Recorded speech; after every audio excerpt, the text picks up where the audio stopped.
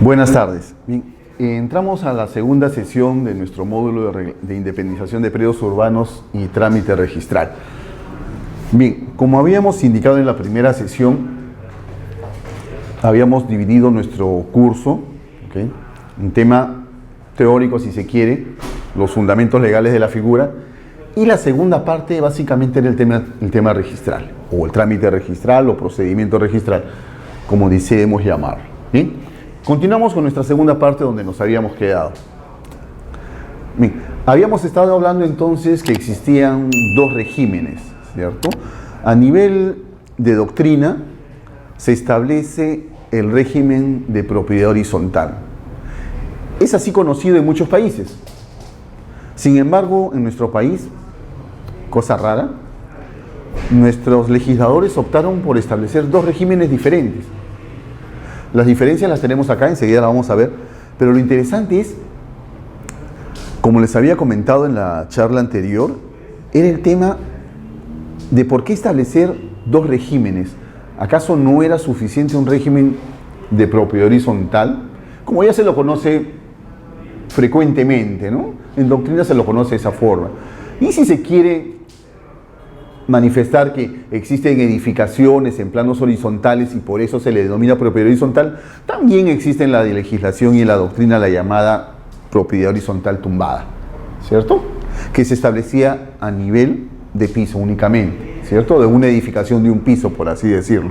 Pues bien, entonces habíamos comentado y criticado, si se quiere, por qué la existencia de dos regímenes. Pero bueno, era solamente a manera de comentario porque al fin y al cabo la ley lo establece. Si lo establece la ley, nosotros podemos acogernos, de acuerdo a la voluntad del propietario o de los propietarios, podemos acogernos a cualquiera de ellos, ¿okay?, teniendo en cuenta, por supuesto, cuáles serán las reglas para aplicar uno u otro. Pues bien, habíamos indicado que la principal diferencia tal vez era aquella en la cual incidía que en el régimen de independización y copropiedad se era titular no solamente de la unidad exclusiva a nivel de la forma cúbica, sino también del terreno, ¿ok? Y la titularidad se proyectaba en un plano vertical, ¿cierto? Entonces, el dueño de la unidad exclusiva tenía el derecho del terreno y él podía edificar sin ningún problema a nivel vertical. Por el contrario, en el caso de propiedad horizontal clásica, si queremos entenderla de esa manera, esta se daba a través de planos verticales, ¿ok? Se daba a través de planos verticales. Ojo, nada obsta de que podamos elegir el régimen de independización y copropiedad sobre una edificación que tenga un solo piso, ¿ok? Que tenga un solo piso. Nada obsta que se pueda elegir ese régimen. Pero si queremos elegir o si queremos dejar claro que somos titulares respecto del terreno, ¿ok?, el régimen idóneo, el régimen adecuado sería el régimen de independización y copropiedad, ¿cierto? Perfecto. Y en ambos casos deberían de existir pues nuestras áreas y bienes o bienes comunes. En ambos casos, porque definitivamente esa es la naturaleza de que nosotros podamos aplicar uno u otro régimen. Sin ellos, sin la existencia de áreas o bienes comunes, no tendría sentido establecer un régimen, ¿ok? Pero en todo caso, la idea principal era independización y copropiedad. El propietario de la unidad exclusiva era también titular del terreno y podía edificar verticalmente hasta donde las normas de la materia se lo permitiese. A diferencia del régimen de independización y copropiedad, a diferencia del régimen de propiedad exclusiva y propiedad común, en el cual se establecían planos horizontales, ¿cierto? Una edificación con planos horizontales, es decir, con pisos, con diferentes pisos. ¿Se puede dar también el régimen de propiedad exclusiva y propiedad común a nivel de un solo piso? Por supuesto. Estamos indicando, tratamos de incidir de que es voluntad del propietario o de los propietarios. Tengan en cuenta algo importante. A manera de pregunta, a manera de interrogante, ¿podremos nosotros aplicar un régimen de independización y copropiedad en una edificación que se divide en planos horizontales? La respuesta sería no. ¿Ok? No. ¿Por qué? Porque aquí el terreno es un bien común. Como el terreno es un bien común y las unidades se están superponiendo una a otra, no podríamos pues aplicar el régimen de independización y copropiedad, porque para aplicar este régimen, ¿qué necesitamos? Titularidad de cada unidad exclusiva respecto al régimen, al terreno que se está ocupando. ¿Okay? Entonces notamos en esto claramente cuáles son las diferencias entre uno y otro régimen.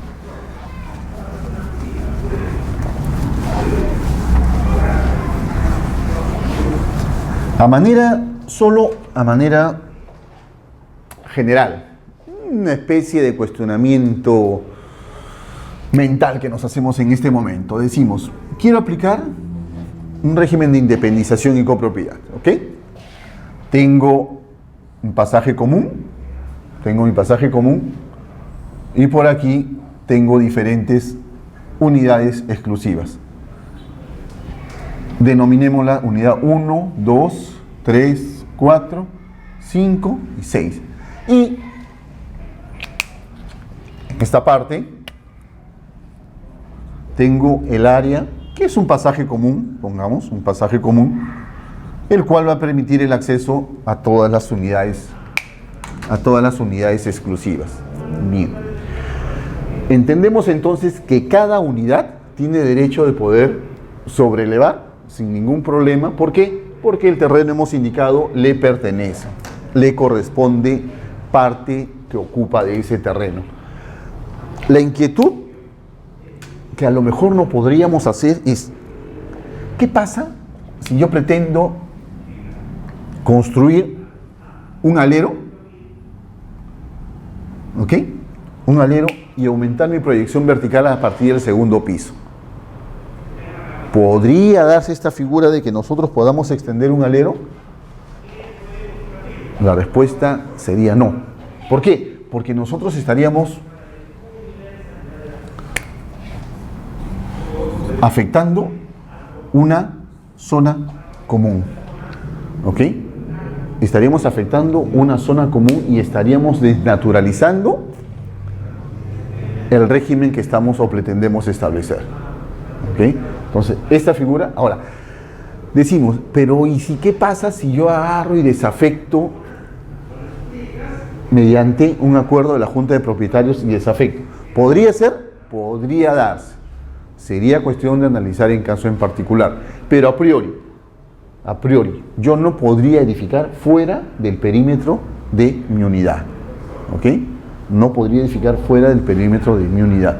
Si pretendiese hacer esta figura, lo idóneo sería aplicar otro régimen.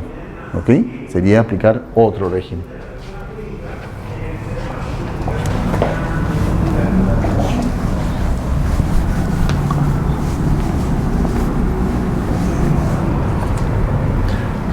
Una segunda diferencia entonces que nosotros encontramos era con relación a los bienes comunes. Indicamos, los bienes comunes en el caso de propiedad exclusiva y común, estas zonas forman parte de una copropiedad especial, ¿cierto? Es una propiedad especial, la denomina, por supuesto, regulada por la ley 27157. En cambio, en el caso de independización y copropiedad, nos encontramos ante una copropiedad ordinaria. ¿Ok? Ese pasaje común que graficamos estaba sujeto a las reglas de copropiedad que establece el Código Civil. ¿Ok? En la primera parte, los bienes comunes, ¿cuál es la normatividad legal? Ley 27157, que establece y norma y regula estos regímenes.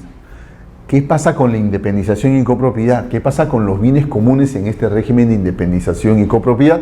Están regulados por las reglas del Código Civil. ¿Ok? Las reglas del Código Civil.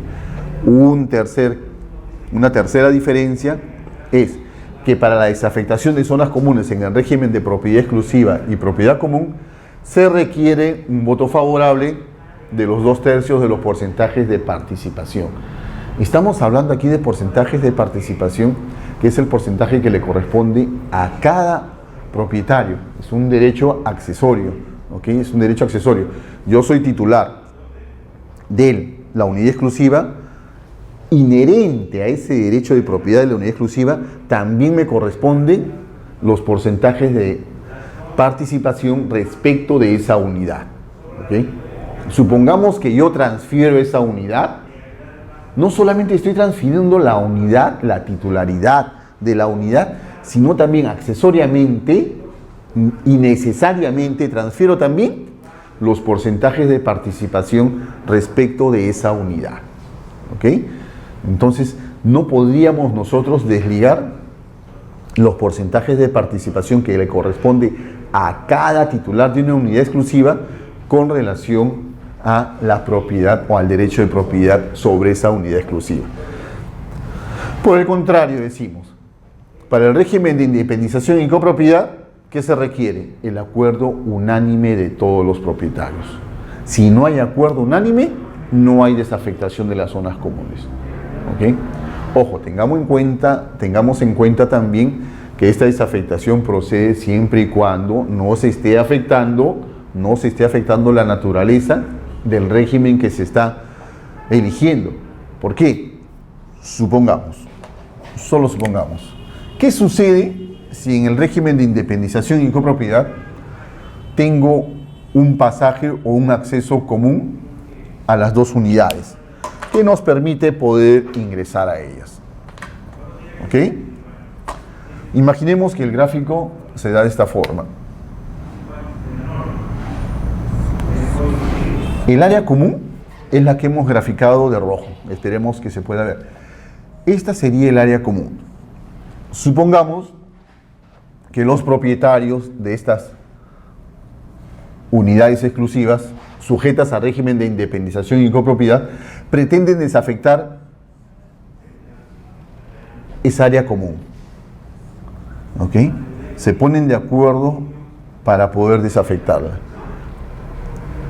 ¿Qué es lo que pretenden ellos? Pues dividirla y la mitad que le corresponde o le correspondería a cada unidad exclusiva. ¿Qué es lo que va a suceder? Que con esto estaríamos desnaturalizando el régimen al cual están sometidas esas unidades exclusivas. Al no tener un área común, yo particularmente considero de que el régimen desaparecería y no tendría utilidad práctica, ¿cierto? No tendría utilidad práctica aplicar un régimen bajo esta circunstancia. El caso particular, ojo, es este. Hay otras modalidades de independización y copropiedad donde pues tienen más de un área común, ¿ok? En las casas, por ejemplo, ¿okay? En las casas de campo, llamémosle así, en la cual se establecen diversas zonas o áreas comunes, donde sí es posible desafectar. Pero en el caso particular, por ejemplo, para poder ver nosotros que existen casos en los cuales no podemos desafectar esas áreas comunes, es este ejemplo clásico, si se quiere. ¿Ok?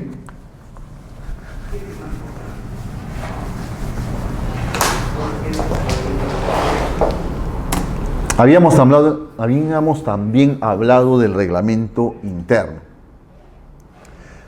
¿Qué habíamos dicho? Un concepto, y para ese concepto habíamos recurrido a Gunter González, ¿cierto? Indicamos, es un acto jurídico que tiene como fin constituir el régimen de propiedad exclusiva o común o independización y copropiedad respecto de una edificación concluida o proyectada. Ya habíamos indicado en qué consistían estos puntos, por lo cual se separan distintas unidades de dominio privado, las mismas que entre ellas se enlazan por zonas comunes, ¿cierto? Si nosotros no tenemos áreas o bienes comunes, no podríamos aplicar este régimen, ¿cierto? La idea entonces es que existan unidades exclusivas y también áreas o bienes comunes que enlacen a estas unidades. En el caso de una edificación, por ejemplo, sujeta a reglamento, entre ellas se pueden enlazar, si es una edificación por niveles, entre las escaleras los pasajes que dan acceso a las diferentes unidades, etc. En el caso de independización y copropiedad, a través del pasaje común, ¿cierto? Son ejemplos clásicos mediante los cuales podemos determinar ese enlazamiento entre las diferentes unidades exclusivas. Incluso puede haber también bloques de edificios.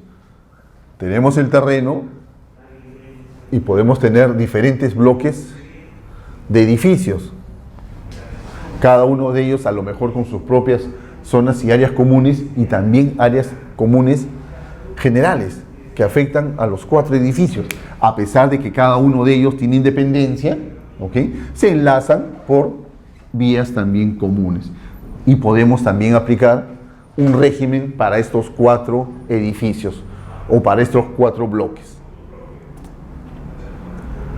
Habíamos indicado también los elementos que se requerían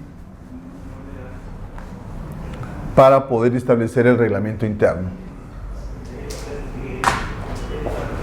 3, básicamente: declaración del propietario, un edificio concluido proyectado y la existencia de secciones de propiedad exclusiva y secciones de propiedad común. Indicamos, esta declaración del propietario era un acto unilateral, ¿cierto? Un acto unilateral del propietario. ¿En qué consistía este acto unilateral? Pues manifestar su voluntad del propietario de que quería establecer, respecto a la edificación que ésta tenía, poder establecer un régimen. ¿Okay? Comentamos también que en algunos países, mientras que no existiesen las unidades exclusivas transferidas a diferentes propietarios y exista una pluralidad de propietarios, nosotros no podíamos aplicar estos regímenes. Pusimos un ejemplo, el caso de Argentina, ¿cierto? Que no podía darse por declaración unilateral. Para que existan este reglamento interno era necesario, pues, que estas unidades exclusivas hayan sido transferidas. A diferencia de nuestro país, en nuestro país lo puede dar el propietario constructor, si queremos denominarle así, en el momento que él tiene la edificación, se verifica la existencia de unidades exclusivas y áreas comunes, pues puede hacer la declaración del propietario, materializándola en el reglamento interno. ¿Okay? La pregunta que nos hacíamos aquí era, ¿y solo el propietario lo puede hacer? No. La respuesta era no. ¿Por qué? Porque, como vamos a ver dentro de unos instantes, puede suceder que las unidades exclusivas hayan sido transferidas. ¿Okay? Puede suceder que estas unidades hayan sido transferidas y es necesario que intervengan los propietarios de cada una de estas unidades exclusivas. En otras palabras, puede darse antes de o después de. Antes de transferir las unidades o una vez que se han transferido las unidades exclusivas. ¿Okay? Podríamos decir nosotros que son 2 momentos. Hablamos también como un segundo elemento que exista un edificio concluido o proyectado. ¿Okay? Concluido o proyectado. ¿Cuál era el requisito previo, en términos generales, que se establecía para poder nosotros inscribir el reglamento interno e independización de unidades exclusivas? Que como acto previo se haya inscrito previamente en la declaratoria de fábrica. Es la regla general. Y por supuesto esta regla general admite excepciones. ¿Cuáles eran? Una de ellas habíamos comentado respecto a la predeclaratoria de fábrica, ¿cierto? El edificio simplemente está proyectado. Aún no está concluido, aún no hay conformidad de obra. Solo está proyectado. ¿Y procede? Sí. Si mal no recuerdo, el artículo 29 de la ley 29.090 había establecido que cuando la prefábrica estaba determinada la existencia de áreas exclusivas y bienes comunes, conjuntamente tendría que inscribirse el prereglamento interno y la preindependización. ¿Okay? El motivo, habíamos tratado de dar un fundamento, ¿cierto?, para poder proceder con este proceso. Otra excepción era en el trámite municipal de subdivisión de edificaciones tipo quinta, ¿cierto? De edificaciones tipo quinta, en la cual es al revés. Para poder nosotros inscribir la subdivisión, perdón, para poder inscribir nosotros la subdivisión, era necesario constituir reglamento interno. No era acto previo a la fábrica, era al revés. Nosotros tenemos la resolución de subdivisión y que vamos a necesitar previamente inscribir el reglamento interno. ¿Cierto? Suena interesante, pero es una de las excepciones que establece también el artículo 40 del reglamento de inscripciones del registro de predios. Y otro caso particular también que habíamos establecido era en el caso de centros y galerías comerciales o campos feriales, ¿cierto? Que no era necesario que exista una edificación. Podíamos dividir las unidades exclusivas, que las podemos denominar tiendas o puestos comerciales, ¿cierto? No era necesario. Ojo, este es desde el punto de vista doctrinario, y es un ejemplo que hace Gunter González en su libro y que tiene bastante lógica, ¿cierto? Tiene bastante lógica.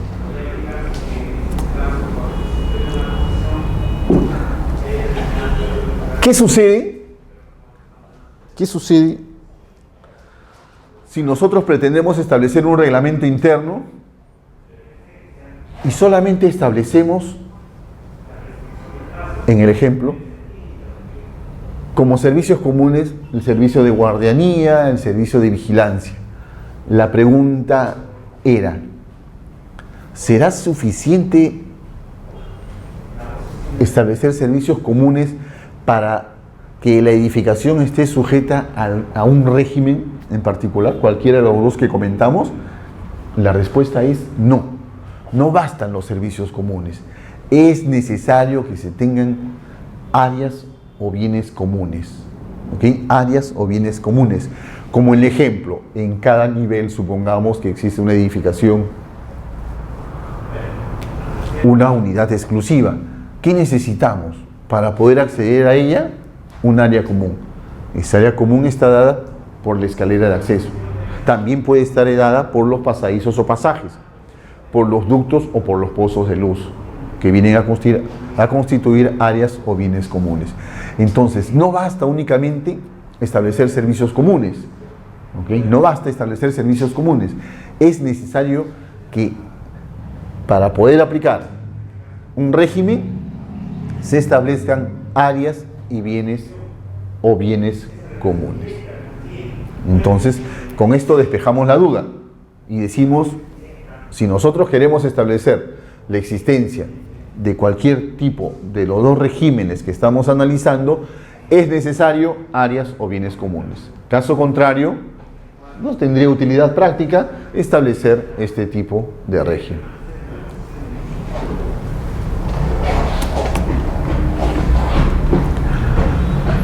¿Cuál es el contenido del reglamento interno? El reglamento interno debe tener un contenido. Nosotros lo hemos separado en tres partes. Primero, la descripción física del predio, la fijación de las cuotas de participación y las disposiciones convencionales, ¿cierto? El estatuto, como se domina en doctrina, para establecer las reglas de convivencia, por así decirlo. Veamos cada uno de ellos. En el tema de la descripción física del predio, que se tiene que dar en el reglamento interno, nosotros debemos de indicar la descripción del predio en primer lugar, ¿cierto? Identificarlo. Predio ubicado en la manzana o lote, si tiene numeración, la numeración que le corresponde, distrito, departamento, provincia. En segundo lugar, la descripción de las secciones de propiedad exclusiva. ¿Okay? ¿Qué debemos de describir en el reglamento interno? Tengan en cuenta que ya nosotros, cuando pretendemos elaborar el reglamento interno, ya tenemos unidades exclusivas y áreas comunes. ¿Okay? Ya tenemos una edificación o un proyecto de un edificio proyectado. Consecuentemente, tenemos definido esos datos que también aparecen en un documento técnico que es el plano de independización. Pues bien, En el reglamento interno no vamos a entrar al detalle de áreas y medidas, en linderos y medidas perimétricas. No, bastará con describir las secciones exclusivas en lo que respecta a su descripción, unidad inmobiliaria número 1, sección inmobiliaria número 2, por ejemplo, y indicar el área ocupada que tiene cada una de ellas, el área ocupada de cada sección, el área ocupada, área techada y el uso que le corresponde a cada una de ellas, de acuerdo pues a lo que se declaró en la fábrica. Pues bien, nosotros acá tenemos la denominación de cada unidad y debemos indicar el área ocupada que le corresponde, área techada y el uso, comercio, vivienda, estacionamiento, etc. Este uso está directamente relacionado pues con el Reglamento Nacional de Edificaciones. Igual con cada una de las unidades exclusivas. ¿Okay? Descripción de cada unidad exclusiva. Pues bien, basta únicamente en el reglamento interno con indicar cuáles son las unidades exclusivas. No, también debe de quedar claro cuáles son las áreas y bienes comunes. ¿Ok? ¿Cuáles son las áreas y bienes comunes? Los bienes comunes, si es régimen de propiedad exclusiva y propiedad común, comenzamos siempre con el terreno. ¿Ok? Comenzamos con el terreno.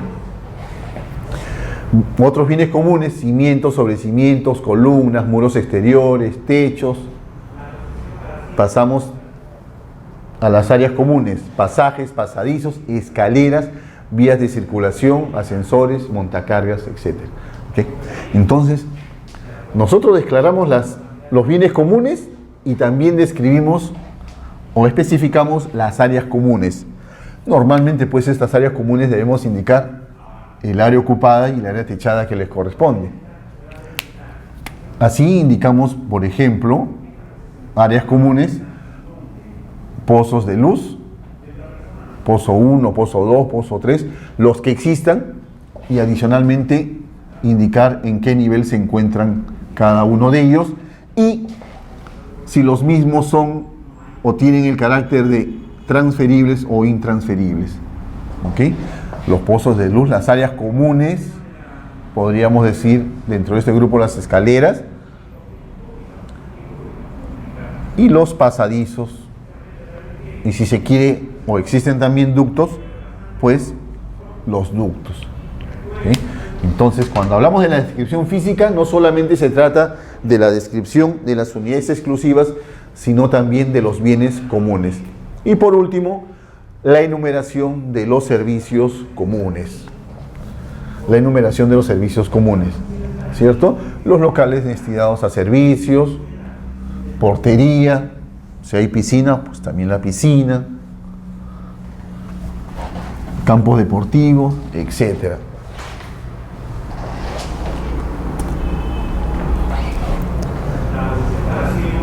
Otro elemento también que consta en el reglamento interno son las cuotas de participación, ¿cierto? Nos habíamos adelantado un poquito y ya creo que la habíamos definido. En todo caso lo mencionamos, dice, es un derecho accesorio a cada unidad o sección de uso exclusivo y corresponde ejercerlo al propietario de la misma, de la unidad, ¿cierto? Entonces, si yo adquiero una unidad exclusiva, un departamento, una oficina, un estacionamiento, y está dentro de una edificación que se encuentra sujeta a régimen, en el momento que yo adquiero esa unidad, también accesoriamente que adquiero los porcentajes de participación, ¿ok? También adquiero los porcentajes de participación que le corresponden a esa unidad respecto a las áreas y bienes comunes. No son derechos separables, ¿ok? Es un derecho accesorio, es un derecho inherente a cada unidad exclusiva que conforma la edificación. Pues bien, de aquí podemos decir, esta participación, valga la redundancia, es la cuota de participación que le corresponde a cada propietario sobre los elementos comunes y servicios comunes de la edificación. ¿Para qué nos sirve? ¿Qué utilidad tiene también?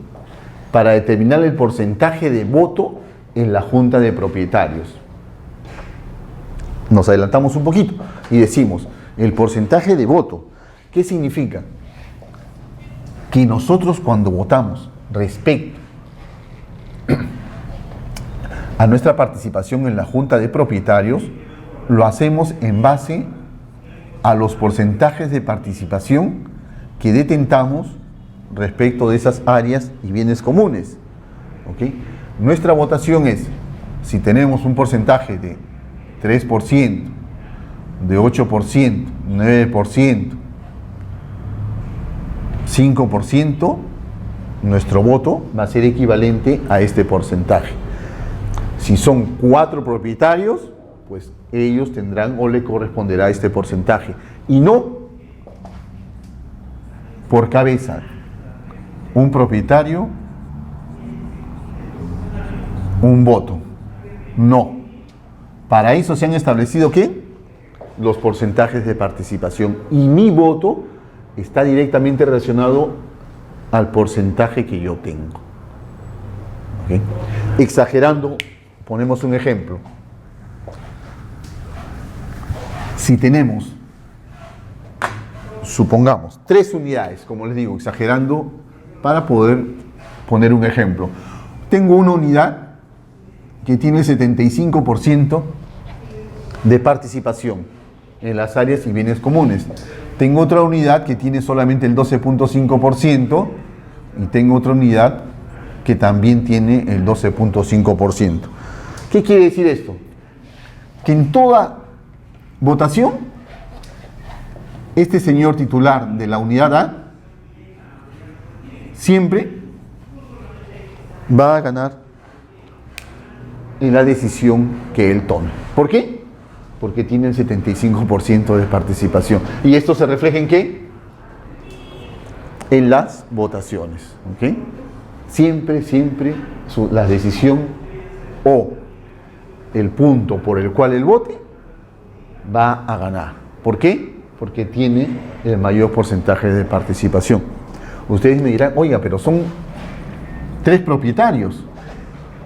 Sí, pues, pero lamentablemente los porcentajes de participación se han establecido justamente para esta finalidad y no para votar por cabeza.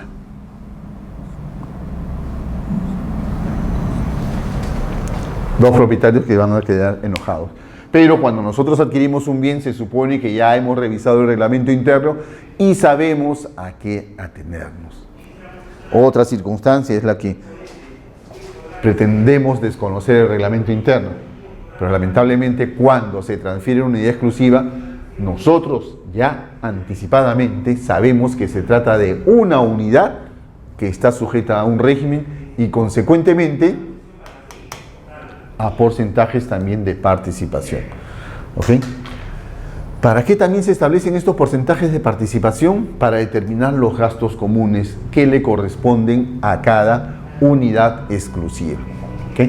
Entonces tenemos 3 aspectos para los cuales nos sirven determinar las cuotas de participación.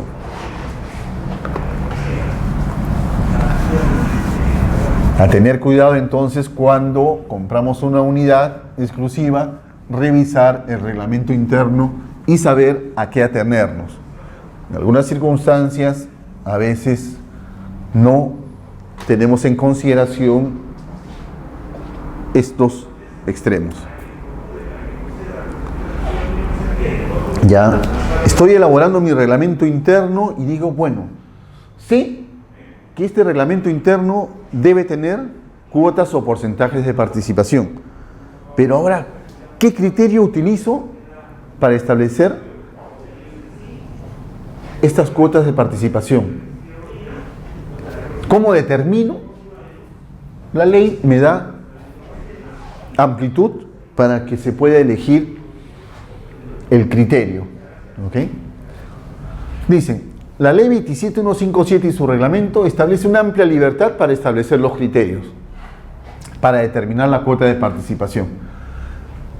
Esto tiene que ser en base a criterios razonables, dice. Por ejemplo, puede ser en base al área ocupada, puede ser en base al área techada, al uso, al valor o a la ubicación de la unidad exclusiva. Los dos primeros, si ustedes se fijan, son criterios bastante objetivos, ¿cierto? Criterios bastante objetivos. ¿Por qué? Porque muy fácilmente, pues, creo que tenemos un ejemplo. Pues muy fácilmente, si yo tengo, por ejemplo, en este caso particular, si yo tengo las unidades inmobiliarias, ¿qué es lo que debo hacer para saber cuál es el porcentaje de participación que le corresponde a cada unidad? Pues debo de remitirme al área ocupada que tiene cada una de ellas, ¿cierto? Me remito al área ocupada. Supongamos que se ha establecido un régimen respecto de una edificación que tiene planos verticales y estas se dan de esta manera. Pues, ¿qué hacemos? Sumamos todas las áreas ocupadas de todas las unidades. Nos va a dar un total. ¿Qué hacemos? Aplicamos una famosa regla de 3 simple. ¿Okay? El área ocupada por 100 y la dividimos entre el resultado que hemos obtenido de sumar todas las áreas ocupadas. ¿Qué nos da? El porcentaje de participación que le va a corresponder a cada unidad. Esta operación la realizamos con cada unidad y así obtenemos la cuota de participación que le corresponde a cada unidad inmobiliaria exclusiva. Supongamos que fuese área techada el criterio elegido, reemplazamos simplemente acá las áreas ocupadas y consignamos las áreas techadas. Y yo me pregunto, a ver, surge de aquí una pregunta. ¿Qué sucede?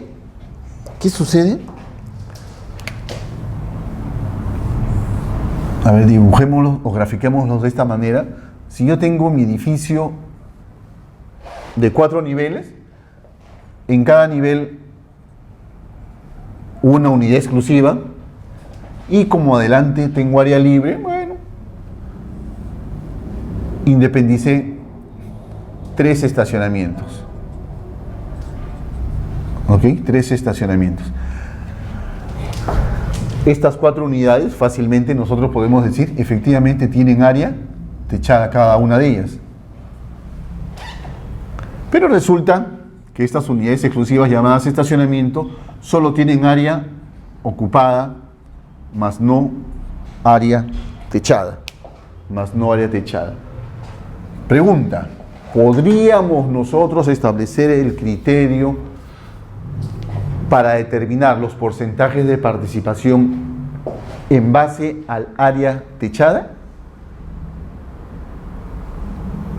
Voy un poco más allá y digo, ¿podría yo decir, bien, a mi unidad inmobiliaria número 1, por ejemplo, le corresponde el 10%, a la unidad inmobiliaria número 2, que tiene una parte más de área techada, le podría dar el 12%, a la unidad 3 igual por el estilo, a la unidad número 4 también su porcentaje de participación? Y como el estacionamiento 1, 2 y 3 no tienen área techada, fácil digo, a ellos les corresponde 0%.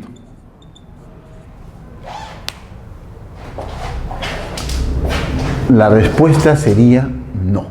No podríamos aplicar el criterio de área techada cuando existen unidades que no tienen esa área techada. ¿Ok? Si no tienen área techada, tengan en cuenta que los porcentajes de participación son inherentes a cada unidad. Es un derecho accesorio. Es un derecho accesorio que me permite ¿qué? Tener votos, ¿ok? Establecer quórum y establecer también la contraparte. Así como tengo derechos, también voy a tener obligaciones. Con 0%, ¿qué capacidad de decisión voy a tener yo en una junta de propietarios? Ninguno, que solo el derecho de voz. ¿Y dónde queda mi derecho para poder participar en esa junta de propietarios? Con decisión que es con el voto, o perdón, se materializa con el voto. No podría entonces yo aplicar porque este derecho es inherente y necesario para cada unidad exclusiva. Por ende, reiteramos, no podríamos aplicar el criterio de área techada si existen unidades que no la tienen.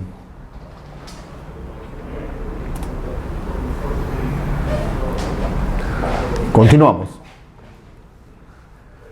Dice, el porcentaje de participación también determinan los gastos que le corresponden a cada unidad exclusiva.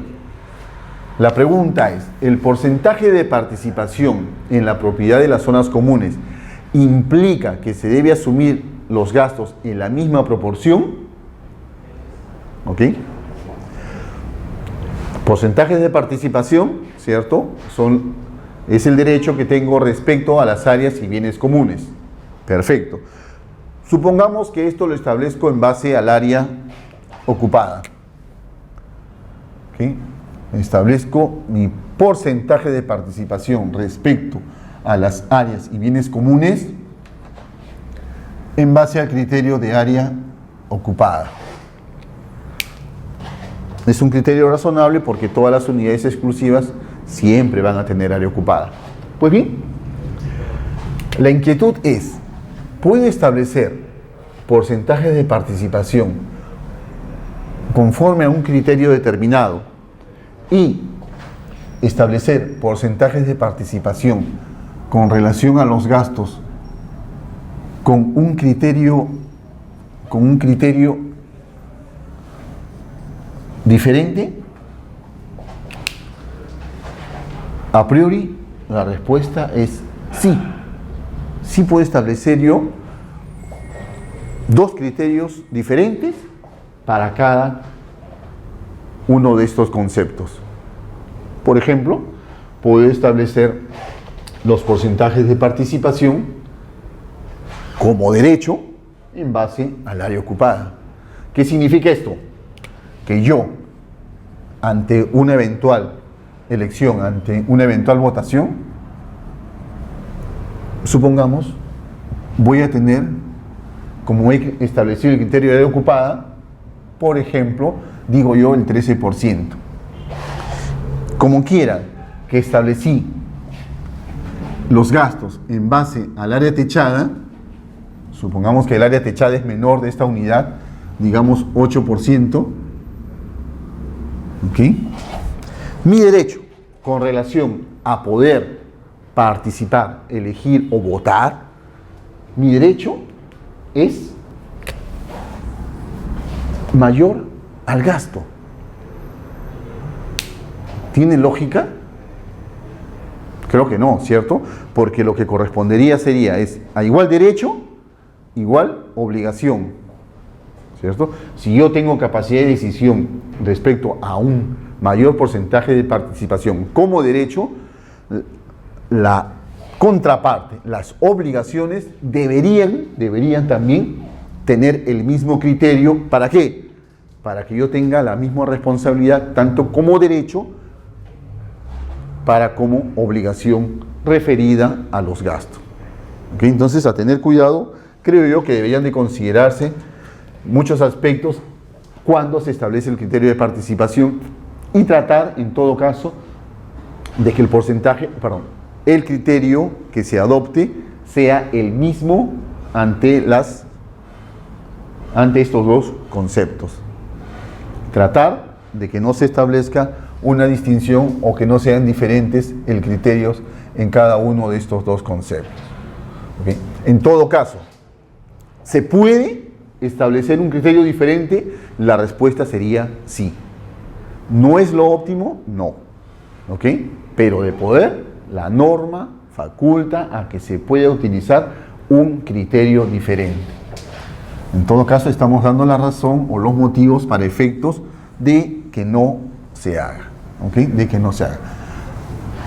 Tengan en cuenta, por ejemplo, un estacionamiento que normalmente no tiene área techada. No tiene área techada, supongamos, y decimos nosotros, el estacionamiento tiene 13% de porcentajes de participación. Su voto se refleja con relación a ese porcentaje. Exagerando, supongamos, y decimos ese mismo estacionamiento tiene 0.50 metros cuadrados de área techada. Y el criterio que hemos elegido para los gastos es en base al área techada. Supongamos que esto representa, solo supongamos, no es exacto, representa el 0.5 de los porcentajes de participación. Caramba, tiene derecho a voto el 13%. Y para los gastos, solamente participa en esa proporción. ¿Okay? Es otro ejemplo para tener en cuenta cuando pretendamos pues elegir los porcentajes de participación. Otro caso más, para terminar con este punto y ver en qué situaciones no procede o no procederían utilizar diferentes criterios. Un ejemplo que se me ocurre, por ejemplo, que redundante. Un ejemplo que se me ocurre es, tengo una edificación, en el caso particular, tengo una tienda que tiene salida directa a vía pública y lo demás, supongamos para el ejemplo, son niveles, diferentes niveles y diferentes unidades exclusivas. Pues bien, se me ocurre que estos propietarios se reúnen en asamblea y el titular de esta tienda dice, bueno, como yo tengo salida directa, vía pública, no necesito utilizar los pasadizos, no necesito utilizar el ascensor, en otras palabras, no necesito los servicios comunes y de las áreas comunes, solicito que mi porcentaje de participación en los gastos sea de 0%. Al igual que en el caso anterior, ante este ejemplo, tampoco procede porque desde el momento que esta unidad forma parte de una edificación, retiramos el mismo fundamento, si tiene derechos, también debe tener su contraparte, que son cumplir con sus obligaciones. Y dentro de estas obligaciones aparece cumplir con los gastos comunes. Cumplir con los gastos comunes.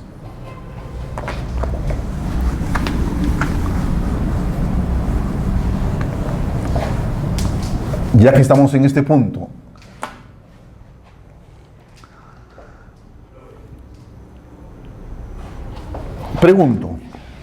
me pregunto a mí mismo y digo, ¿qué es lo que sucede? Tengo igual una edificación, tengo una unidad que tiene acceso a vía pública, supongamos,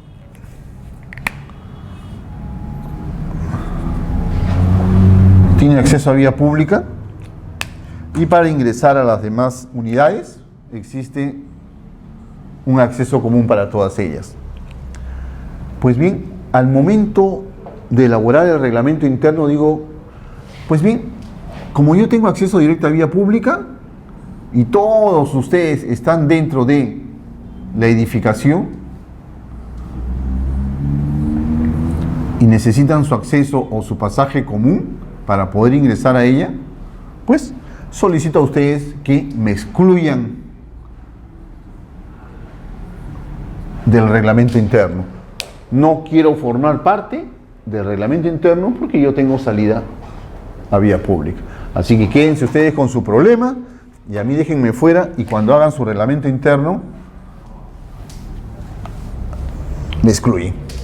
Pregunta es, ¿podrá proceder esta figura de que se excluya una unidad dado que se encuentra con salida vía pública y no quiere formar parte? La respuesta es no. Forma parte de la edificación y consecuentemente también debe estar incluida dentro de el reglamento interno. Me pregunto, ¿pero qué sucede? ¿Podría yo o existe algún fundamento legal por el cual yo me excluya? Yo diría que sí. Pensando en voz alta, diría sí. Sí podría yo excluirme de ese reglamento interno. ¿Pero qué necesito? He ahí el detalle. ¿Qué necesito si yo quiero excluirme de ese reglamento interno? Primero, no ser parte del predio. ¿Ok? No ser parte del predio. ¿Y cómo logro no ser parte del predio? A través de una figura que hemos estudiado y que se denomina subdivisión, ¿cierto? Ese es otro tema entonces. Si yo no quiero formar parte de, sigo mi trámite de subdivisión. Entonces, solo así podría yo separarme del todo. Ya no formo parte de él. Por supuesto, cumpliendo con todos los requisitos que se exigen para esta figura. ¿Okay? Pero en todo caso, de darse el caso, ¿podría ejecutarse de esta manera? La respuesta podría ser, eventualmente, si se da la figura, aplicar nosotros el tema de la subdivisión. ¿Okay? Pero separarse unilateralmente sin ningún trámite previo, no. ¿Okay? La respuesta sería no.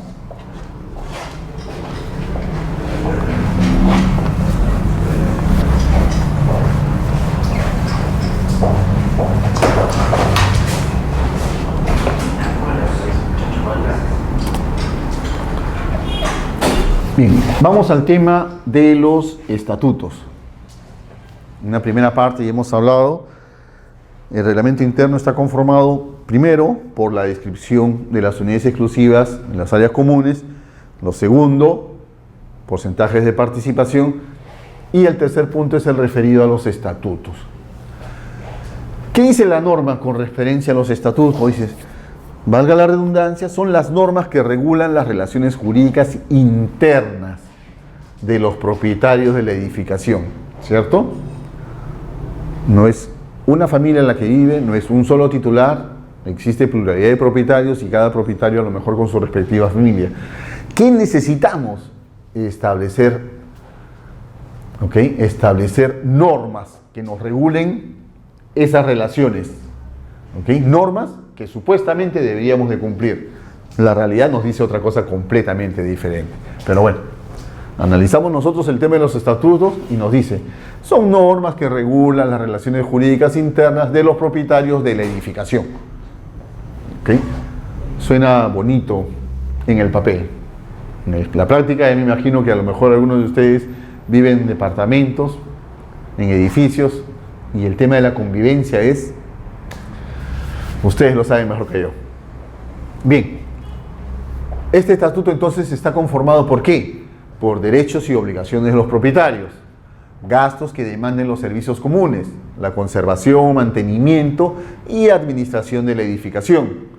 Por último, dice, lo que se refiere a las sesiones ordinarias y extraordinarias, quórum, votaciones, acuerdos, funciones y demás de la Junta de Propietarios. ¿Ok? Esto, se supone que este estatuto es para cumplirlo, no debería ser letra muerta, pero lamentablemente pues se conoce y conocemos en muchos casos, los propietarios no concurren a la junta, no concurren a la asamblea, no votan, y cuando hay algún acuerdo, como ellos no estuvieron, dicen, yo no tengo por qué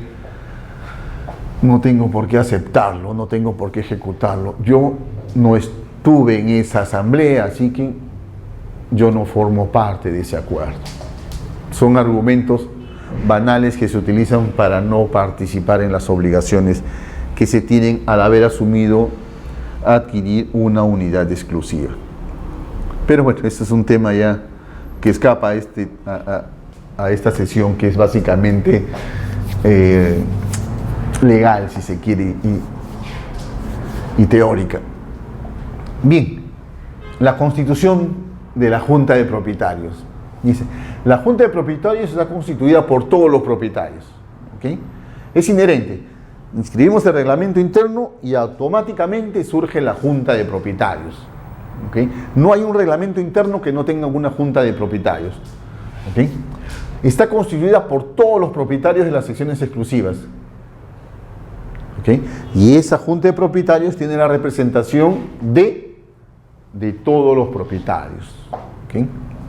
Dice, lo que indicábamos, la Junta de Propietarios, ojo, de propietarios. Vamos a ver enseguida por qué resaltamos esto. La Junta de Propietarios se constituye plenamente al otorgamiento del reglamento interno, el cual contendrá obligatoriamente la nominación del presidente. ¿Cuándo? Cuando existe pluralidad de propietarios al momento de registrar el reglamento interno. ¿Qué sucede entonces? Nosotros decimos, ¿es obligatoria la designación o la nominación del presidente de la Junta de Propietarios? Sí. ¿Cuándo? Cuando exista pluralidad de propietarios. Ah, ya, digo yo, muy bien. Cuando exista pluralidad de propietarios, yo tengo mi edificio, ¿ok? Tengo mi edificio y los propietarios son los hermanos A, B, C, D, E y F. Pues el bien lo heredaron de sus padres que a la fecha fallecieron. Entonces nosotros decimos ellos lo adquirieron ese bien por sucesión. Y todos ellos son propietarios de la edificación. La pregunta que yo hago es, ¿tendré en este caso particular que designar a un presidente? Con esta copropiedad decimos, ¿hay pluralidad de propietarios? La respuesta es no. La respuesta es no. ¿Por qué? ¿Por qué no? Si yo veo acá varios titulares, veo al titular A, B, al C, al D, al E, al F, y hay varios propietarios. ¿Por qué, señor, usted me dice de que no? Simple y llanamente porque acá hay una figura de copropiedad. Y cuando se independicen cada una de estas unidades, A, B, C, D, E y F, van a aparecer como titulares en cada una de ellas. Consecuentemente, habrá obligación de designar presidente de esta Junta de Propietarios.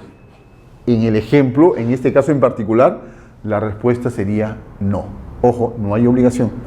¿Por qué? Porque no se cumple con la premisa. No va a ser obligatorio porque no hay pluralidad de propietarios.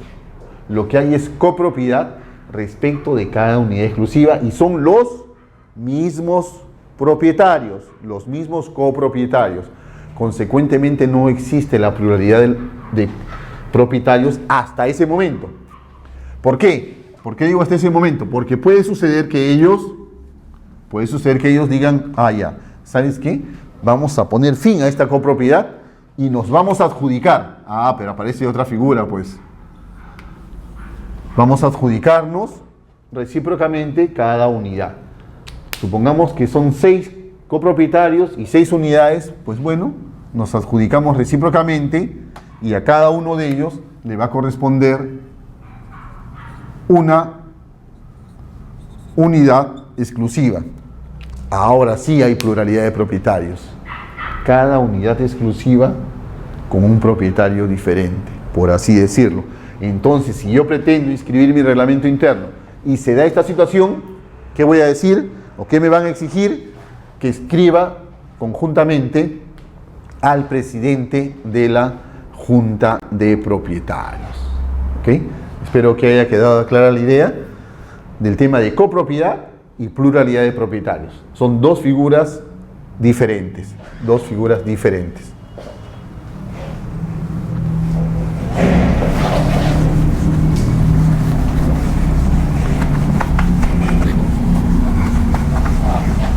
Igual podríamos poner el ejemplo de la sociedad conyugal, ¿cierto? Tampoco hay pluralidad de propietarios. Continuamos.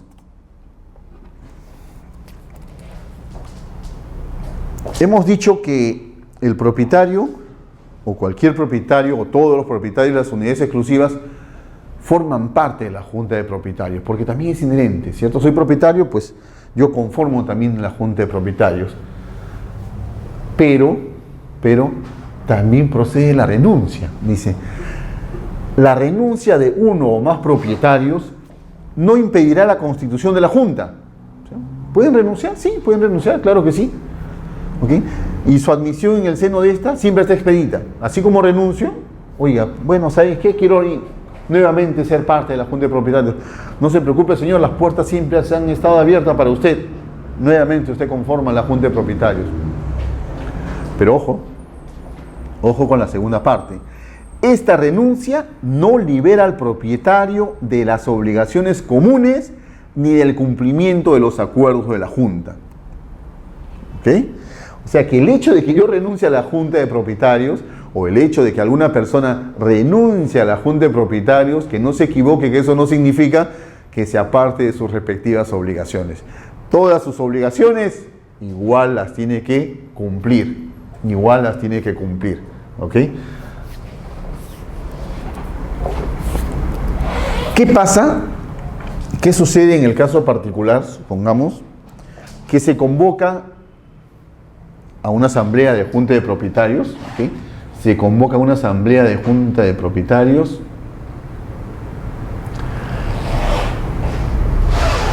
y solamente concurre un propietario.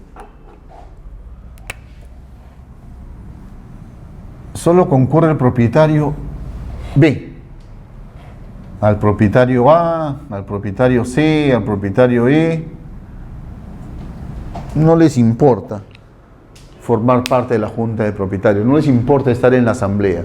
O sea, que el edificio se maneje como pueda, que la edificación se maneje como pueda. ¿Okay? Como tenemos al señor B, que él sí es responsable, convocó a la junta. Supongamos que cada uno de ellos, para el ejemplo, tiene el 25% de acciones y derechos. Él también, por supuesto. ¿Okay? Con su 25% él convocó. ¿Para qué convoca? Para elegir al presidente. Dice, es necesario tener nuestra representación legal, el edificio está céfalo, nadie hace las cobranzas,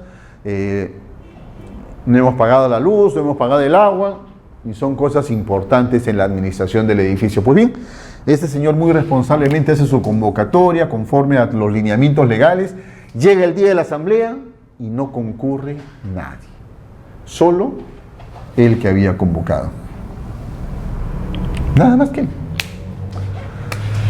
Supongamos que estos no concurren porque su argumento es: yo he renunciado a la junta de propietarios, no me interesa la junta de propietarios, utilizando términos comunes y corrientes.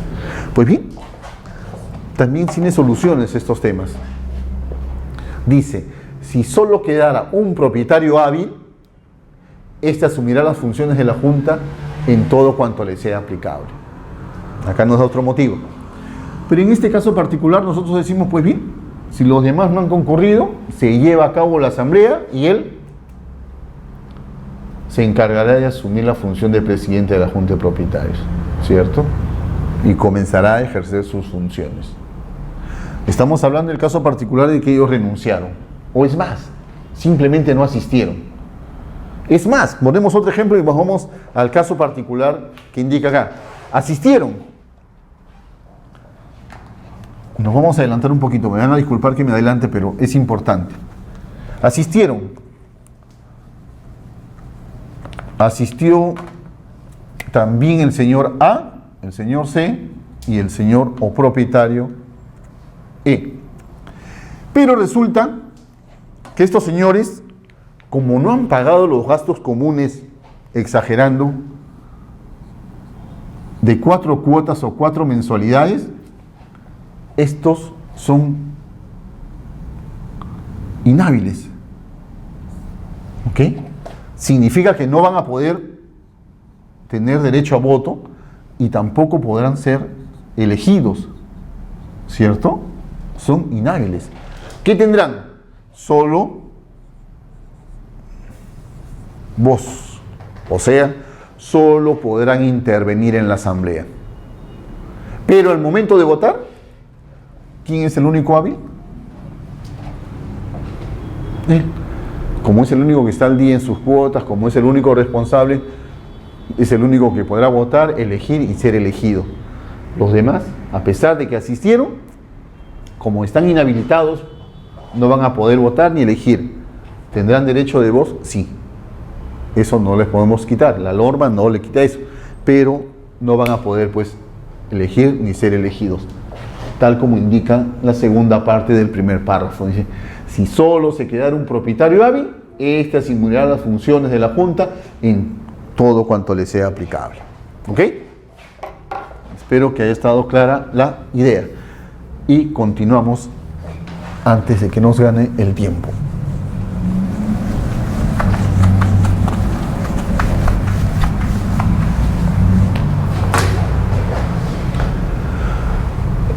La segunda parte dice, la Junta de Propietarios estará presidida por uno de sus miembros, que tendrá la calidad de presidente, quien ejercerá la representación legal de la misma, asumiendo las funciones y responsabilidades que el reglamento señale.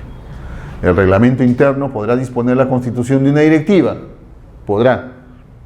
Es facultad al momento de que se emite el reglamento interno, al momento que se otorga, cuando lo estime conveniente, señalando la composición y funciones.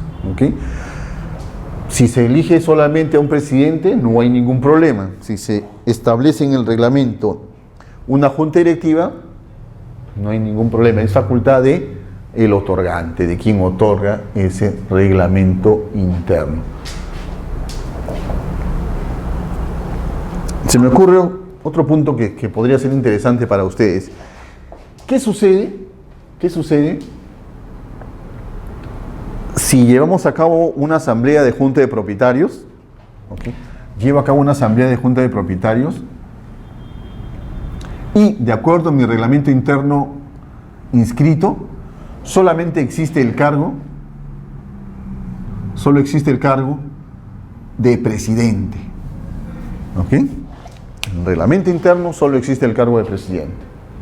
Pues bien, resulta que en la convocatoria y en la asamblea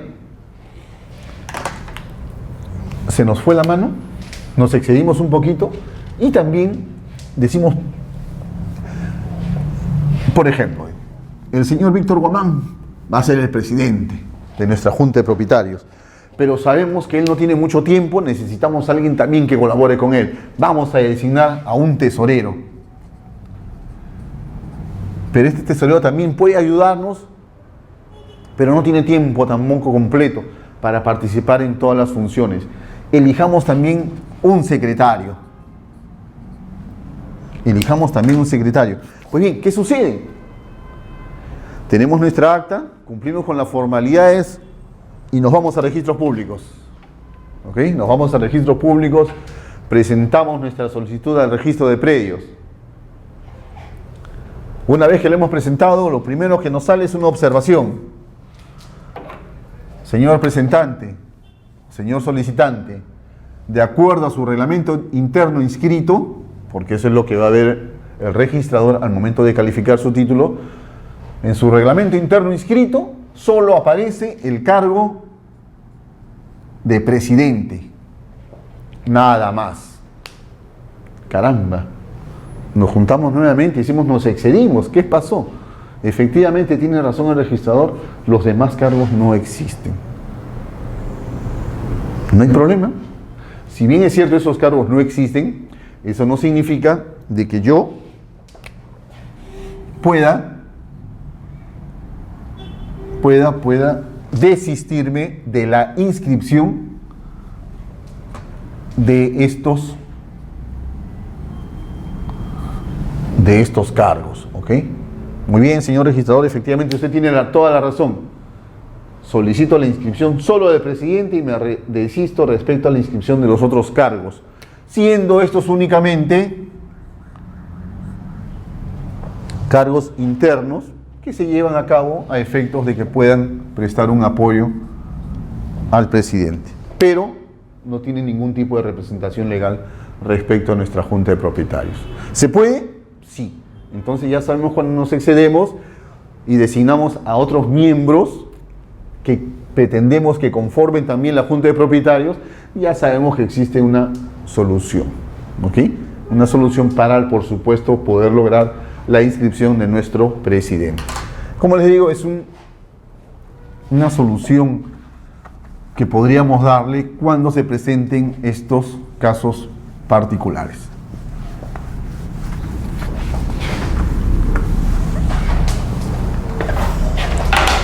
Continuamos.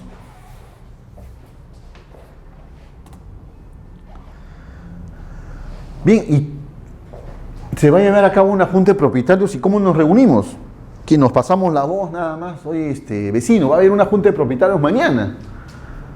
Pásele la voz, por favor, al vecino del 5.º piso, del 6.º piso, del 8.º piso. No, señor. Existen formalidades que debemos de cumplir para efectos de que se lleve a cabo una asamblea de junta de propietarios. Y esta formalidad, en un primer momento, la que se da es la convocatoria. Hay que convocar. ¿A quiénes? A todos los propietarios. Y punto importante, que creo que no le hemos mencionado. Las normas, la mayoría de normas que regulan el reglamento interno, que establece el reglamento de la ley 27157 y la ley 25157, no son normas de carácter imperativo. ¿Okay? No son normas de carácter imperativo. Son normas supletorias.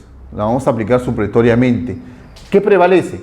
La voluntad del otorgante o de los otorgantes. Eso es lo que va a prevalecer. Mi manifestación de voluntad.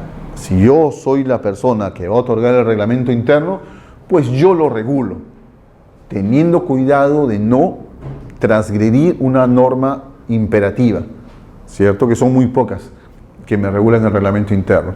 Pero en todo caso, cuando yo distingo que es una norma imperativa y cuando que yo puedo manifestar mi voluntad y que se materialice ese reglamento interno. Cuando aparecen estas famosas palabritas al inicio, salvo disposición distinta. ¿Qué quiere decir esto de salvo disposición distinta? Que yo, propietario, o nosotros, propietarios, manifestamos cosa distinta a la que aparecen reguladas en la norma. ¿Qué prevalece? La manifestación de voluntad del o de los propietarios.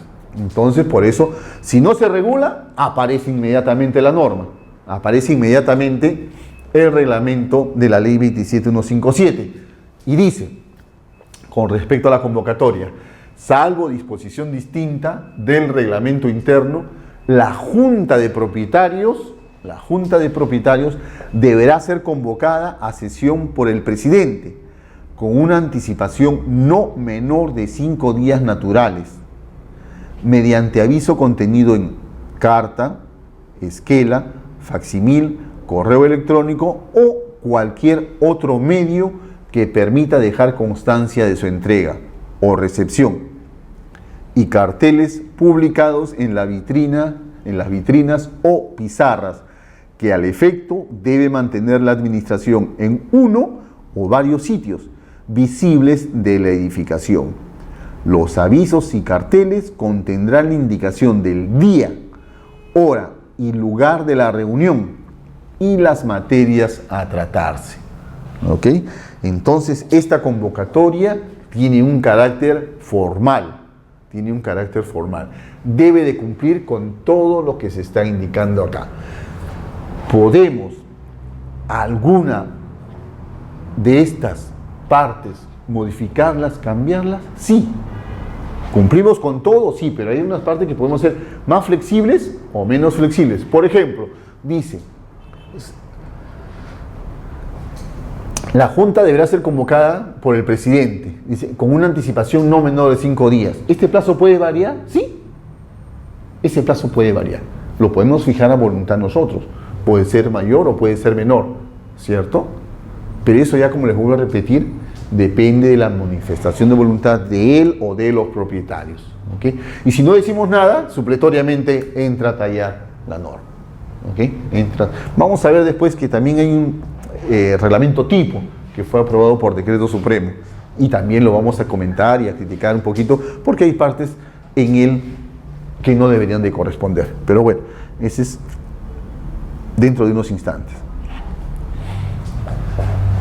Ojo, dice, si la sesión debidamente convocada no se celebrara en la fecha prevista, la Junta deberá ser nuevamente convocada en la misma forma dentro de los 3 días naturales desde la fecha de la sesión no celebrada. Ojo, pestaña y ceja. ¿Por qué? Porque sucede que en algunos casos no hay reglamento interno inscrito, ¿ok? No hay reglamento interno inscrito y nosotros hacemos la convocatoria, la primera para el día 31 de octubre a las 6 de la tarde y en segunda convocatoria ponemos igual 31 de octubre a las 7 de la noche. ¿Qué es lo que va a suceder? Como estamos indicando en el ejemplo, no hay reglamento interno inscrito. Ojo, no hay reglamento interno inscrito. Y nosotros estamos convocando, realizamos las 2 convocatorias, primera y segunda, en un mismo momento. ¿Procede? Podría proceder siempre y cuando esté establecido en el reglamento interno. Pero estamos indicando nosotros que no hay reglamento interno inscrito. Como no hay reglamento interno inscrito y tenemos necesariamente que hacer una convocatoria para esa reunión, poder formalizarnos o regular nuestra situación jurídica, nosotros decimos, supletoriamente aplico las normas del Decreto Supremo 035-2006-BC, ¿ok? Necesariamente tengo que aplicar supletoriamente porque no tengo reglamento interno inscrito.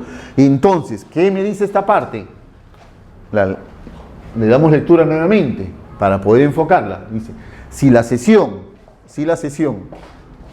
debidamente convocada no se celebrara en la fecha prevista, la Junta deberá ser nuevamente convocada en la misma forma dentro de los 3 días naturales desde la fecha de la sesión no celebrada. ¿Qué quiere decir con el ejemplo que habíamos dado? Que en una sola convocatoria consigné los 2 momentos. Reitero, en una sola esquela consigné las 2 convocatorias. Primera convocatoria dije 6 de la tarde. En segunda convocatoria 6:30.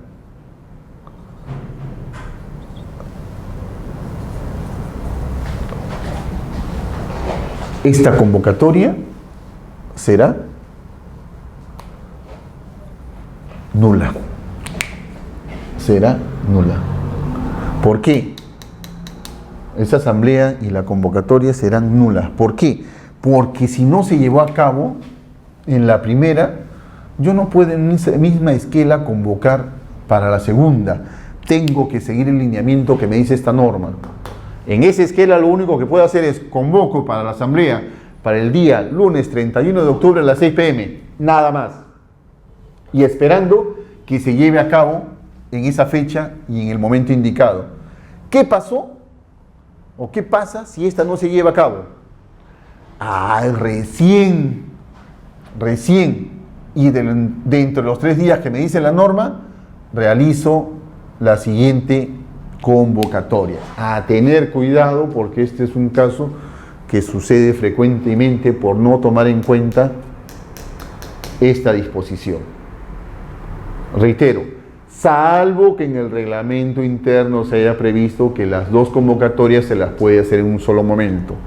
Pero en el ejemplo particular que indicamos que no había reglamento interno inscrito. ¿Y qué hacemos? Supletoriamente aplicamos nuestras normas del reglamento de la ley 27157. Recuérdenlo, por favor, porque estos casos a veces cometemos el error, a veces los abogados o a veces quien lleva a cabo las asambleas o las convocatorias y cometemos este error. Pues bien, una segunda parte. Y ahora, ¿dónde llevamos a cabo la asamblea? Estamos realizando la convocatoria, la estamos redactando y decimos, bueno, ¿sabes qué? Como no tenemos ambiente en común, nadie quiere prestar su casa, no hay patio, exagerando, la hacemos en el parque.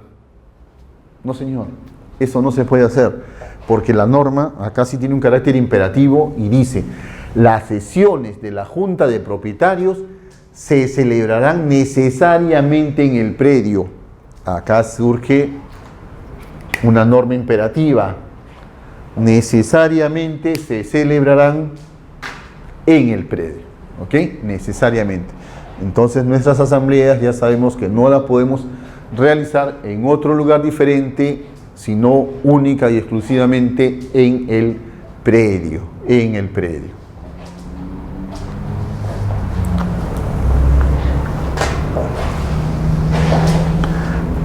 Todo esto que estamos explicando tiene su razón de ser, tiene su fundamento, no solamente por el tema teórico, sino cuando lo ponemos en la práctica. Cuando vayamos a la parte del procedimiento de calificación, ahí vamos a ver cómo todo esto, si no lo hemos tomado en cuenta, los actos que vamos a solicitar inscribir se nos van, por utilizar un término, a caer. No los vamos a poder materializar. ¿Por qué?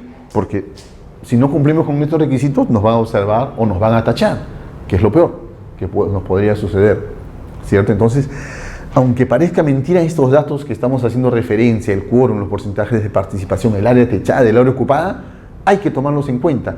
No son requisitos que aparezcan superficialmente. No lo tomemos desde ese punto de vista, porque la importancia de ellos se van a materializar en el momento que pretendemos realizar algún tipo de inscripción. Ahí van a ver ustedes cuán importante son estos datos que estamos analizando.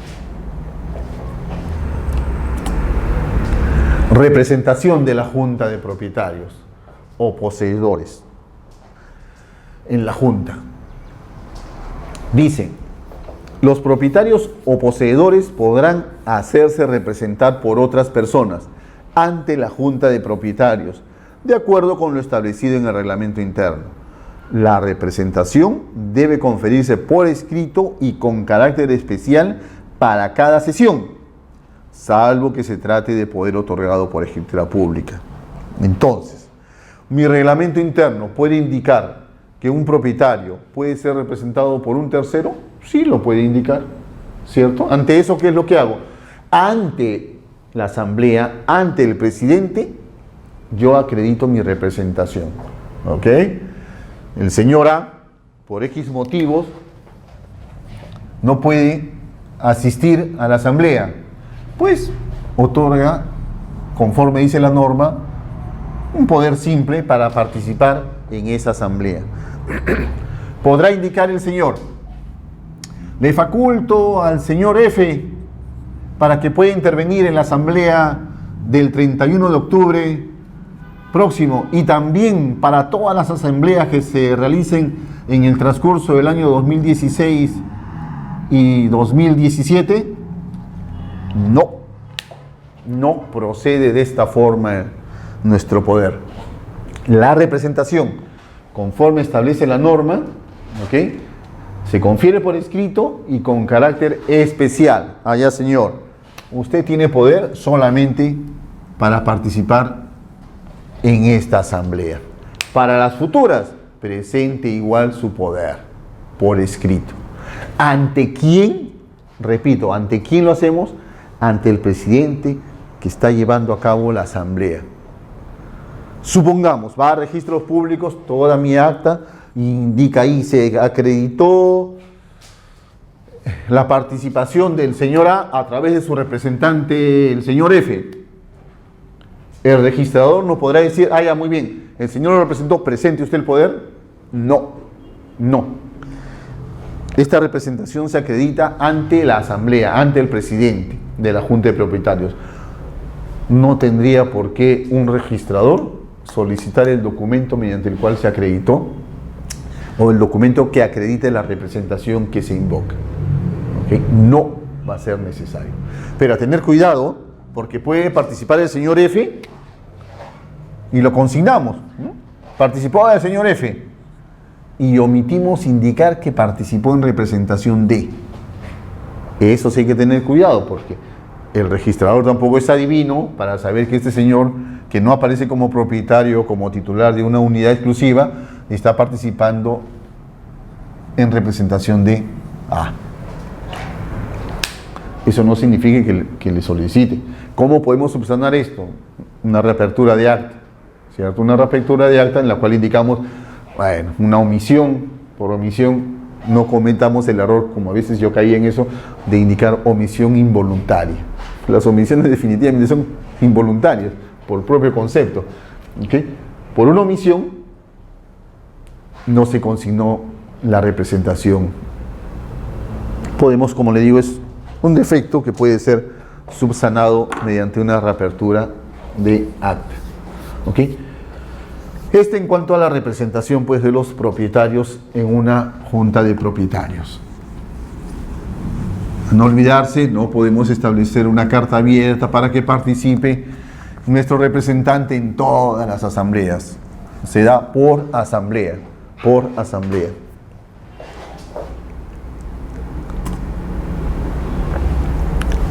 Otro punto importante, también a tener en cuenta, y les ruego, casi suplico, que siempre lo tengan en cuenta por efectos que ustedes están asesorando una asamblea, o quieren desafectar, o quieren elegir un presidente.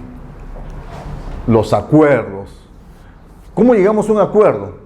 Somos 20 propietarios, 30 propietarios, 50 propietarios, cada uno con una opinión. Una opinión a veces a lo mejor diferente. Si son opiniones diferentes, si son puntos de vista diferentes, pero es una sola la decisión que se tiene que tomar.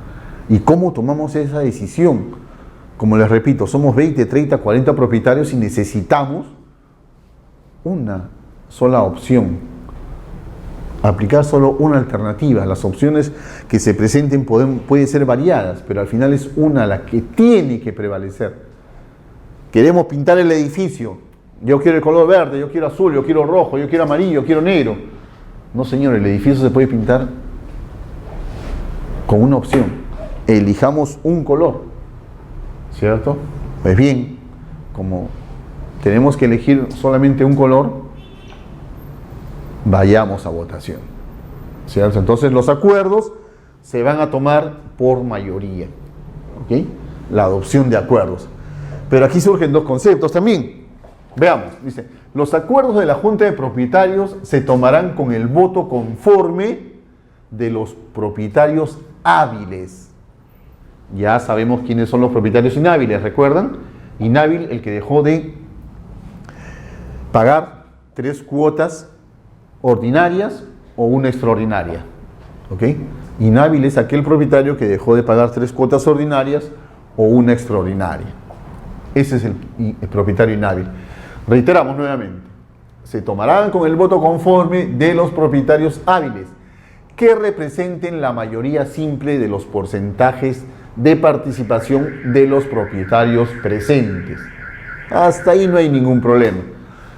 Dice la segunda parte, se denomina mayoría simple, mayoría relativa o mayoría común, mayoría ordinaria o simplemente mayoría, a la circunstancia que se da en una votación cuando un candidato o proposición obtiene más votos que cualquier otro, pero no consigue una mayoría absoluta. Por ejemplo, en el caso que estábamos indicando de elegir un color para el edificio, ¿es un acto sustancial? No, es un acto de administración elegir pues un color para el edificio. ¿Qué bastará? Mayoría simple. Mayoría simple de todos los que asistieron, ¿cierto? Todos los que asistieron son los únicos que pueden votar. Separamos a los inhábiles, ustedes, señores, no pueden votar, ¿bien? Nos quedamos con los votos únicamente de aquellas personas que son hábiles para poder elegir y votar. Si el color verde, por el color verde votaron, supongamos, el 3%,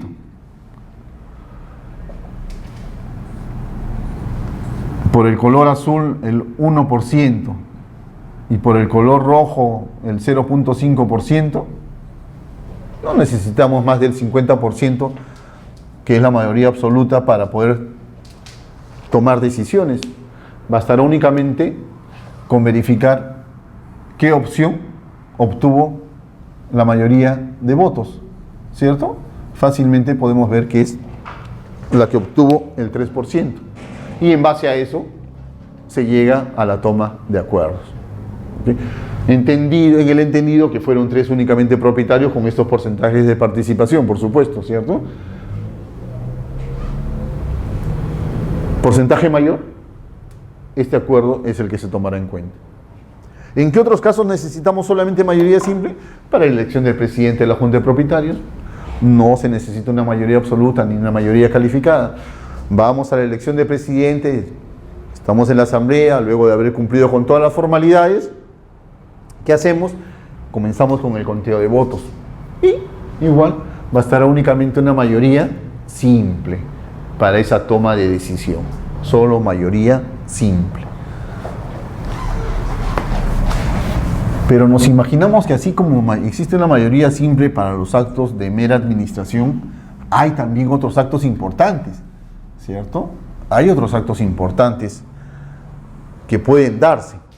Entonces surge otro concepto. Este concepto de mayoría absoluta. Dice, se denomina mayoría absoluta a la circunstancia que se da en una votación cuando un candidato o proposición obtiene más de la mitad de los votos. Más de la mitad de los votos. Por si acaso, el tema de la mayoría absoluta es básicamente referencial, ¿ok? Porque en los reglamentos internos se utilizan solo los conceptos de mayoría simple o mayoría calificada. Pero en todo caso, para saber también que existe otro concepto de mayoría absoluta, lo estamos mencionando, ¿ok? Otro concepto de mayoría. Más de la mitad de los votos, dice. ¿Okay? Entonces, digo yo, supongamos que tenemos 10 propietarios, ¿ok? 10 propietarios. 10 propietarios. Y todos ellos determinados en base, por supuesto, a sus cuotas de participación. Para efecto de hacer el cómputo de votos, ¿qué contamos? Ya. 10 propietarios, mayoría simple, más de la mitad de los votos. 5 votaron por el sí, 4 por el no, y 1 se abstuvo. Perdón. Vamos a cambiar la figura para entender nuestro ejemplo. 6 votaron por el sí, 4 por el no, y no hubo abstenciones, para que nuestro ejemplo salga redondo. No hubo abstenciones. Yo me pregunto, ¿quién ganó? ¿El sí o el no? Conforme vemos en el ejemplo, 10 propietarios, 6 votaron por el sí, 4 por el no. Decimos, ganó el sí, pues tiene la mitad más 1. La mitad son 5, más 1, 6. 6 es mayor que 5, sí. Perfecto. Ganó el sí. Mentira. Mentira. Hemos dicho que existe reglamento interno inscrito y tienen un porcentaje de participación. ¿Qué es lo que debemos de hacer? Si sumados todos estos porcentajes de participación, nos da más del 50% para ver si se trata de una mayoría absoluta. ¿Por qué? Porque puede suceder que estos 6 propietarios sean de estacionamientos que tienen un porcentaje bastante menor, por decir 2%, 3%, 4%, 5%, 1%, etc. Y resulta que estos 4 propietarios tienen porcentajes de 10% cada uno. ¿Ok? Incidimos entonces, cuando realizamos el cómputo de los votos, es por porcentajes de participación, en base a la cuota de participación que nosotros detentamos por cada unidad exclusiva que tenemos. ¿Ok? No se da por cabeza. ¿Ok? Que quede clara esa idea. No se da el cómputo por cabeza, sino de acuerdo a los porcentajes de participación. Bien, vamos a la mayoría calificada entonces. Una mayoría calificada o mayoría especial es un sistema de votación mediante el cual se requieren más votos o más requisitos que en una mayoría simple para aprobar una decisión. ¿Okay? Como la decisión que queremos tomar es importante, nosotros decimos, vamos a establecer que para estas decisiones se adopte una mayoría calificada. ¿Okay? Una mayoría calificada, es decir, que se requieran más votos de los habituales para cumplir con aprobar una decisión. La norma dice, otra vez, ¿es imperativo? No. Ya sabemos, recuerden, indicamos, cuando aparecen estas palabritas, salvo disposición distinta, ¿qué prevalece? La voluntad del otorgante. ¿De qué otorgante? Del que otorga el reglamento interno o los otorgantes del reglamento interno. Por eso dice, salvo disposición distinta del reglamento interno, se considera mayoría calificada al voto conforme de cuando menos los propietarios de secciones de propiedad exclusiva que representen los 2/3 de las participaciones de los bienes comunes, incluyendo los porcentajes de quienes renunciaron a la Junta. ¿Ok? Como que a veces el tema de dar lectura, decimos, caramba, ¿pero qué quieren decir esto? ¿Acaso necesita traducción? A veces sí, a veces con el ejemplo lo entendemos un tanto mejor. Dice, repetimos, dando lectura para entenderlo. Salvo disposición distinta del reglamento interno, se considera mayoría calificada los 2/3 de las participaciones de los bienes comunes. Incluyendo los porcentajes de quienes renunciaron a la Junta. Entonces nosotros decimos, ¿los 2/3 de qué? Los 2/3 de los propietarios que han concurrido, los 2/3 de los porcentajes que están votando a favor. No. Si ustedes se fijan en la última parte, dicen los 2/3 de todos. Los 2/3 del 100%. ¿Por qué llegó a esa conclusión? Porque la segunda parte me indica claramente, incluyendo los porcentajes de quienes renunciaron a la Junta. Si somos 10 propietarios y uno de ellos renuncia, ¿significa de que su porcentaje no se va a tomar en cuenta? No, no significa eso. A pesar de que renunció a la Junta, igual se toma en cuenta su porcentaje para efectos de tener en cuenta la mayoría calificada. Si no fue la asamblea, igual se toma en cuenta. Si está inhábil, igual se toma en cuenta. Renunció a la Junta, igual se toma en cuenta. Porque es los 2/3 del 100%. Los 2/3 del total. Es lo que yo entiendo. Salvo otro parecer, o salvo mejor parecer. ¿Ok? Es los 2/3 del total. Entonces, cuando hacemos el cómputo de mayoría calificada, a tener en cuenta también este punto, este extremo, ¿ok?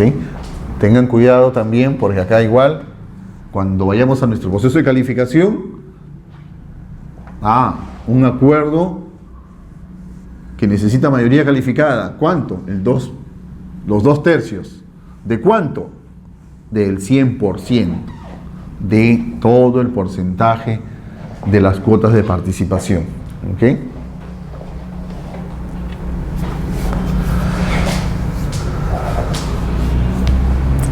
El otro párrafo dice: las sesiones de las juntas de propietarios y los acuerdos adoptados en ellas deberán constar en el libro de actas legalizado conforme a ley, ¿cierto? Entonces necesitamos siempre nuestro libro de actas, porque ahí se van a materializar todos nuestros acuerdos.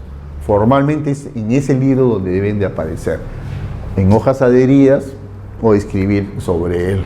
¿Okay? Tengan en cuenta que ese libro o cada acta, cuando querramos inscribir algún tipo de acto, necesita cumplir una serie de formalidades ante el respectivo notario público.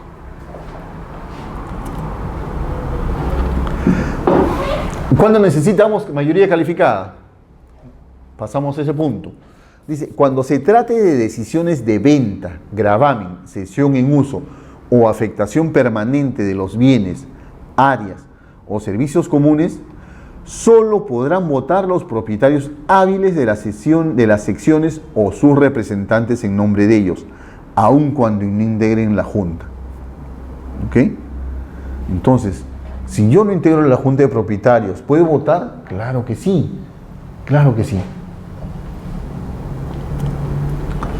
Seguimos con los acuerdos por mayoría calificada. El artículo 136 del reglamento nos dice: las obras que se ejecuten en bienes comunes requieren autorización expresa de la Junta de Propietarios, adoptado por mayoría simple, si están destinadas a su conservación o mantenimiento.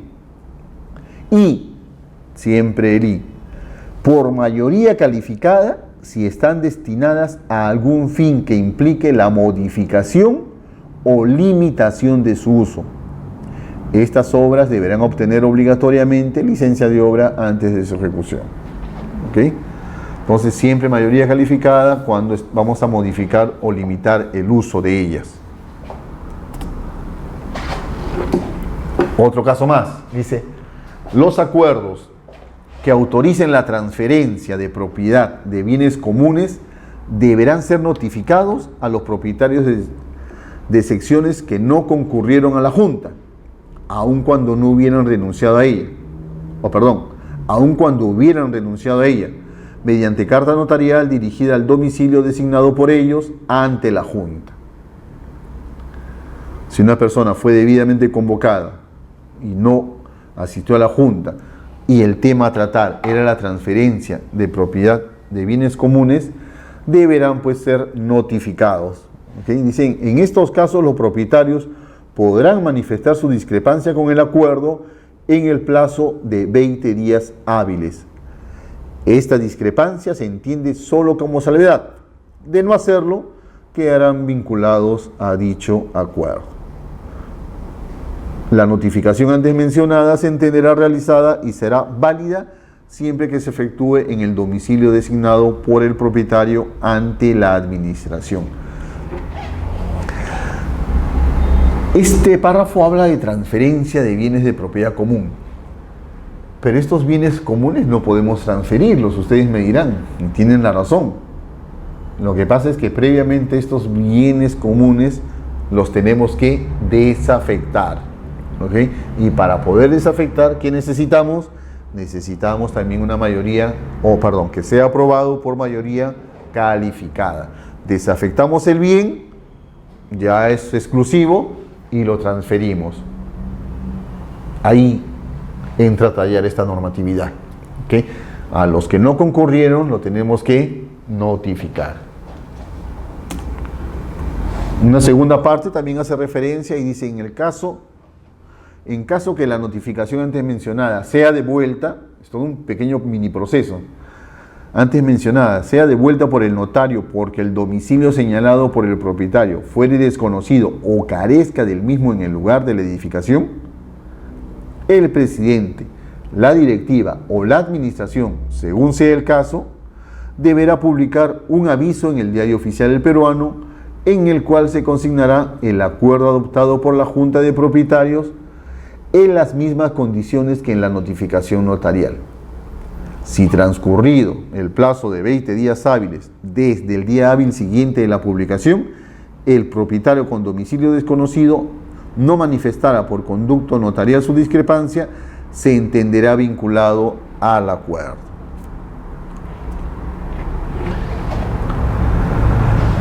¿Qué regula también el reglamento interno? La forma en la cual nosotros materializamos cómo se lleva a cabo la asamblea. Este documento se denomina acta. ¿Ok? Se denomina acta. ¿Cuál es el contenido y la forma? Dice, el acta de cada sesión deberá indicarse lugar, fecha y hora en que ésta se realizó. La relación de los propietarios concurrentes.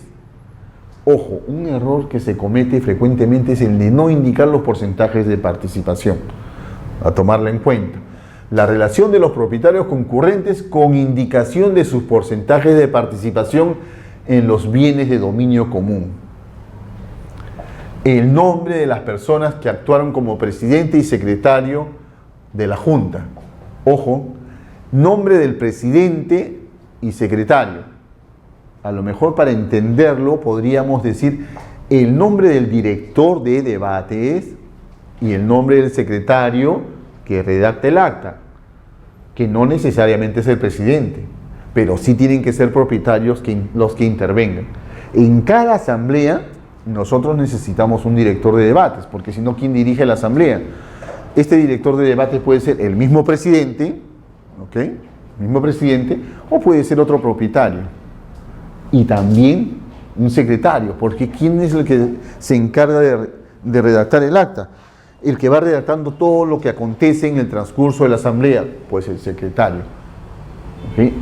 Por favor, a no omitirlo. En todo caso, se hace presente o se puede hacer presente que la misma persona es el que lleva a cabo la dirección de debates y bueno, en caso extremo, pues si nadie quiere, que él también a la vez es el secretario. Muy difícil, pero bueno, hay que cumplir con esta formalidad. Dice además, la forma y resultado de las votaciones y los acuerdos adoptados. Será firmada por el presidente y el secretario designado o por los miembros de la directiva, si la hubiere, y por todos los participantes en la Junta. En otras palabras, será firmada por todos los que concurrieron a la asamblea, por todos los que han concurrido a la asamblea. Bien, ya entonces, con esto hemos terminado todo lo que se refiere al reglamento interno. Ya estamos en estos momentos en condiciones nosotros de poder elaborar y otorgar nuestro reglamento interno. Sabemos qué necesitamos y qué requerimos para que nosotros otorguemos nuestro reglamento interno. ¿Ok? Pero por ahí las normas nos dicen, pero por si acaso, acá te damos una guía para que tú, independientemente de las normas legales que ya tienes, una guía para que puedas redactar tu reglamento interno. ¿Y qué nos da? Nos da un modelo tipo de reglamento interno, con algunos errores, como ya les vamos a comentar, que hay que tener cuidado porque nos pueden traer algunas complicaciones, a pesar de que por ahí he visto en alguna resolución del Tribunal Registral de que dice que no hay problema, porque como es el modelo tipo aprobado por decreto supremo, el registrador no debería de observar esos extremos. Ojo, yo considero que son puntos sustanciales y los vamos a ver cuando veamos este tema de los reglamentos internos modelos para regímenes de unidades inmobiliarias con secciones de propiedad exclusiva y áreas de propiedad común, con secciones independizadas y áreas comunes en copropiedad. Resolución Resolución viceministerial número 004-2000-MTC-15-04. ¿Cuántos números? De septiembre del año 2000. ¿Ok? Bien. Creo que nos vamos a quedar por el día de hoy en el título y en la siguiente sesión vamos a pasar a analizar estos dos modelos de reglamento interno, ¿ok? Cada uno de ellos. Por supuesto que no lo vamos a analizar todo, porque en realidad es todo lo que hemos estudiado se plasma aquí.